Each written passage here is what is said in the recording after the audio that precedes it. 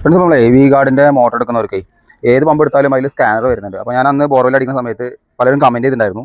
അപ്പോൾ ഞാനത് ചെയ്യാൻ മറന്നുപോയി. കാരണം പണ്ട് പറഞ്ഞു കഴിഞ്ഞാൽ ഇതിൻ്റെ ഇവിടെ തന്നെ സ്കാനർ കൊടുത്തിട്ടുണ്ടായിരുന്നു, ചൊരണ്ടിയിട്ടാണ് ചെയ്യുക. അപ്പോൾ എന്താ വെച്ചാൽ പമ്പിൻ്റെ ഉള്ളിലാണ് വരിക. അപ്പോൾ ബോർവെൽ ഇറക്കി കഴിഞ്ഞാൽ അത് നമ്മൾ ചൊരണ്ടിയിട്ട് കൊടുക്കണം കേട്ടോ. അത് എങ്ങനെ ചെയ്യേണ്ടതെന്ന് വെച്ചാൽ ഇത് ഇങ്ങനെ സ്കാനർ കൊടുത്തിട്ടുണ്ട്. ഇത് ഡയറക്റ്റ് സ്കാൻ ചെയ്യാം. നമ്മൾ വി ഗാർഡിൻ്റെ ആപ്പ് റെസ്റ്റ എന്ന് പറഞ്ഞൊരു ആപ്പ് ഉണ്ട്. അത് എടുത്തിട്ട് ഇത് സ്കാനർ ബട്ടൺ ഉണ്ട്, അത് സ്കാനർ ചെയ്യാം. അപ്പോൾ എൻ്റെ സ്കാനർ എററാണ്. അപ്പോൾ ഞാനൊരു കോഡ് നമ്പർ അടിക്കുന്നത്, എൻ്റെ കോഡ് നമ്പർ എഴുതിയിട്ടുണ്ട്. അപ്പോൾ ഈ ഡിജിറ്റൽ കോഡ് നമ്പർ അടിച്ചു കൊടുക്കുക. ഞാൻ ആ കോഡ് നമ്പർ അതിൻ്റെ ബാർ കോഡ് നമ്പർ അടിച്ചിട്ടുണ്ട് കേട്ടോ. അപ്പോൾ അത് ഇങ്ങനെ പ്രൊസീജിങ് കൊടുത്തു കഴിഞ്ഞാൽ പിന്നെ അതിലൊരു ഇത് ചോദിക്കും, ഡിജിറ്റൽ അത് ചോദിച്ചില്ല, ഓൾറെഡി നമുക്ക് കയറിട്ടോ. അല്ലെങ്കിൽ എന്താ വെച്ചാൽ 300 രൂപ കയറിയിട്ടുണ്ട്. അല്ലെങ്കിൽ എന്താ വെച്ചാൽ ഈ സ്ക്രാച്ച് നമ്പർ കൂടെ അടിക്കണം കേട്ടോ. അതിൻ്റെ ഉള്ളിൽ സ്ക്രാച്ച് ഒരു കോഡ് നമ്പർ ഉണ്ട്. ഈ കോഡ് നമ്പർ 4 നമ്പർ കൂടെ അടിച്ചാൽ നമുക്ക് ആ പോയിന്റ് കയറും കേട്ടോ. ബോർവെലിൻ്റെ മോട്ടർ ഇറക്കുന്നവർ ശ്രദ്ധിക്കുക, ഇതിൻ്റെ ഉള്ളിൽ കിടക്കുന്ന ഒരു 300 രൂപ കടക്കുണ്ടാവും. 300 രൂപ നിങ്ങൾക്കുള്ളതാണ്, ഇലക്ട്രീഷ്യന്മാർക്കും പ്ലംബർമാർക്കുള്ളതാണ്.